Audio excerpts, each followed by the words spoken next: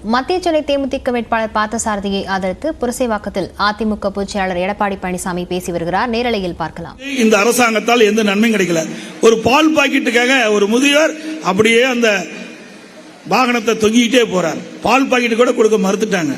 அந்த பால் பாக்கெட்டு வாங்குறதுக்கு அடிக்கடி போட்டு தான் பால் பாக்கெட்டை வாங்குறாங்க. பிறகு அந்த பசியால் 2 நாட்கள் பசியால் வாடிக்கொண்டிருக்கின்ற மக்களுக்கு அந்த கெட்டுப்போன உணவுப் பொருளை தராங்க. அவை தூக்கி எறிகின்ற காட்சியெல்லாம் பார்த்தீங்க.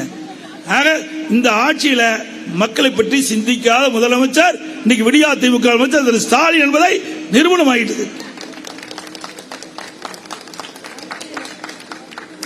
அதோடு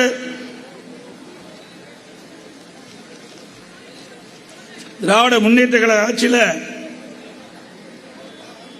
இன்னைக்கு பல்வேறு திட்டங்களை நிறைவேற்றப்பட்டதா திரு ஸ்டாலின் அவர்கள் எங்க பார்த்தாலும் தனித்தானே புரிந்து கொள்கிறார்.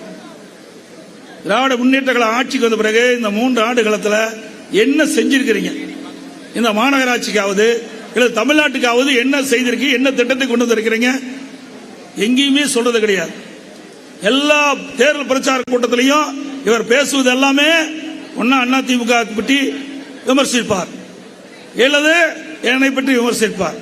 இதுதான் வாடிக்கை வச்சிருக்கார் ஒழிய 3 ஆண்டு திராவிட முன்னேற்ற கழக ஆட்சியில் என்னென்ன திட்டத்தை கொண்டு வந்தோம், இதனால் மக்கள் நன்மை பெற்றிருக்கார் என்று ஒரு செய்தி கூட இதுவரைக்கும் சொல்லவே கிடையாது.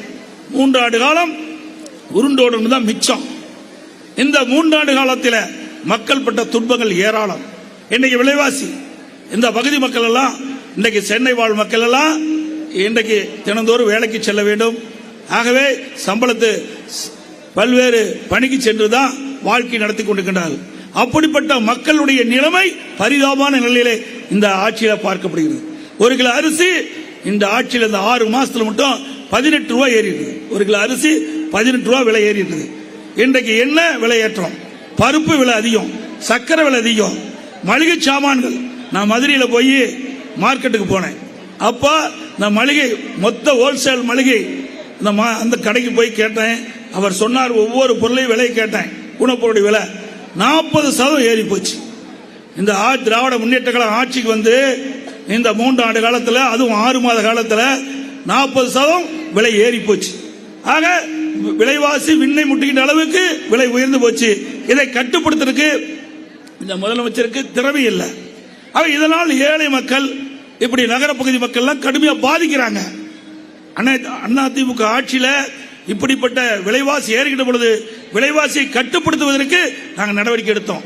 கூட்டுறவு சங்கத்தின் மூலமாக எங்கெல்லாம் நம்முடைய பகுதியில் விலைவாசி அதிகமாக இருக்கிறதோ, இன்னைக்கு உதாரணத்துக்கு புளி விலை இங்கே அதிகமாக இருக்குதுன்னா, பக்கத்தில் இருக்கிற மாநிலத்தில் புளி குறைந்த விலை இருந்தால் அங்கே போய் கூட்டுறவு சங்கத்தின் மூலமாக அதை கொள்முதல் செஞ்சு தமிழ்நாட்டுக்கு கொண்டு வந்து குறைந்த விலையில் விற்பனை செஞ்சோம். அப்போ அந்த விலை ஏற்றத்தை தடுத்தோம். ஆனா விடியா திமுக ஆட்சியில் அப்படிப்பட்ட திட்டம் எதுவுமே நடைமுறைப்படுத்தல. இதற்காக அம்மாவுடைய அரசு கூட்டுறவுத்துறைக்கு 50 கோடி பணத்தை ஒதுக்கி இருந்தோம். ஆக இப்படி உணவுப் பொருட்கள் விலை ஏறுகின்ற பொழுது அதிலிருந்து மக்களை காப்பாற்றுவதற்கு அனைத்து இந்திய அண்ணா திராவிட முன்னேற்ற கழக அரசு இருக்கின்ற பொழுது எந்த மாநிலத்தில் குறைந்து விற்கப்படுகிறதோ அங்கே கொள்முதல் செஞ்சு நம்முடைய மாநில மக்களுக்கு குறைந்த விலையிலே விற்பனை செய்து மக்களை காப்பாற்றிய அரசாங்கம் அதிமுக அரசாங்கம். திரு ஸ்டாலின் அவர்களே, மத்திய சென்னை தொகுதி அதிமுக வேட்பாளரை ஆதரித்து எடப்பாடி பழனிசாமி பரப்புரையில் ஈடுபட்டிருந்த காட்சிகளை பார்த்தும் விவரங்களை பின்னர் வரும் செய்திகளில் பார்க்கலாம்.